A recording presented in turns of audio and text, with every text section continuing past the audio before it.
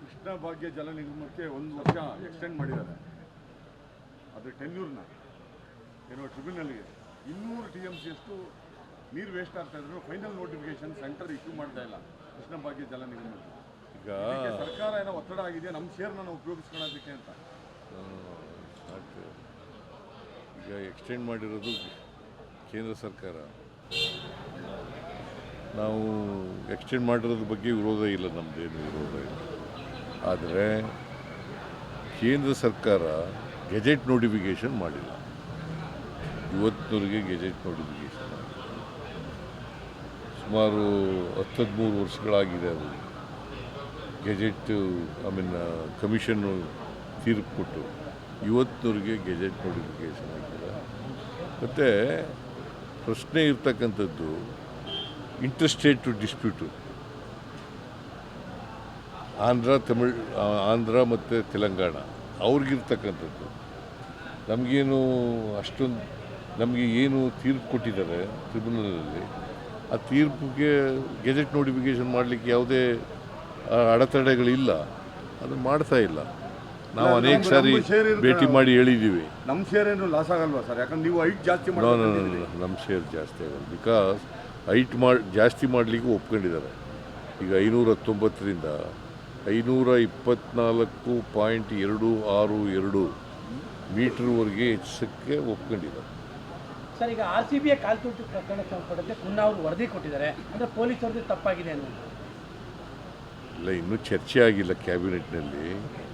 Cunha report ನಿನ್ನೆ submit ಮಾಡಿದ್ದೀವಿ. Submit ಮಾಡಿ ಅದರ ಎಲ್ಲರಿಗೂ ಕೂಡ ಜಿಸ್ಟನ್ನು ಕೊಟ್ಟಿದ್ದೀವಿ. MLA ಎಲ್ಲ ಮಿನಿಸ್ಟ್ರುಗಳಿಗೆ. ಅವರೆಲ್ಲ ಓದ್ಕೊಬಂದು ನೆಕ್ಸ್ಟ್ ಕ್ಯಾಬಿನೆಟ್ನಲ್ಲಿ ಚರ್ಚೆ ಮಾಡಿ ನಿನ್ನೆ ಸುಪ್ರೀಂ ಕೋರ್ಟು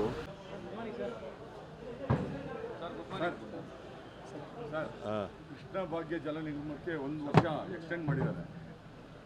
ಅದು ಟೆನ್ಯೂರ್ನ ಏನೋ ಟ್ರಿಬ್ಯುನಲ್ಗೆ 200 TMC ಅಷ್ಟು ನೀರು ವೇಸ್ಟ್ ಆಗ್ತಾ ಇದ್ರು. ಫೈನಲ್ ನೋಟಿಫಿಕೇಶನ್ ಸೆಂಟರ್ ಇಶ್ಯೂ ಮಾಡ್ತಾ ಇಲ್ಲ ಕೃಷ್ಣ ಭಾಗ್ಯ ಜಲ ನಿಗಮಕ್ಕೆ.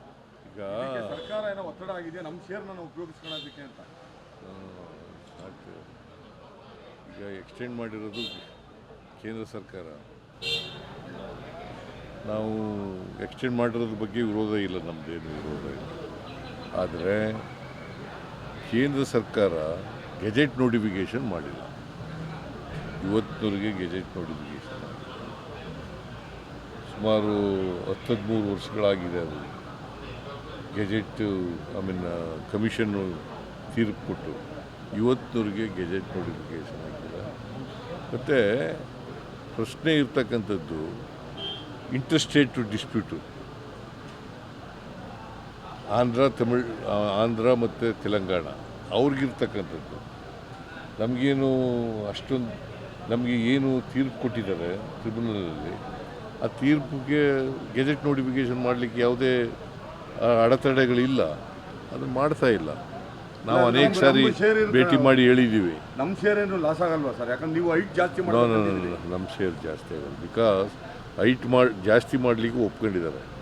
ಈಗ 519ರಿಂದ 524.262 ಮೀಟರ್ವರೆಗೆ ಹೆಚ್ಚಿಸಕ್ಕೆ ಒಪ್ಕೊಂಡಿದ್ದಾರೆ.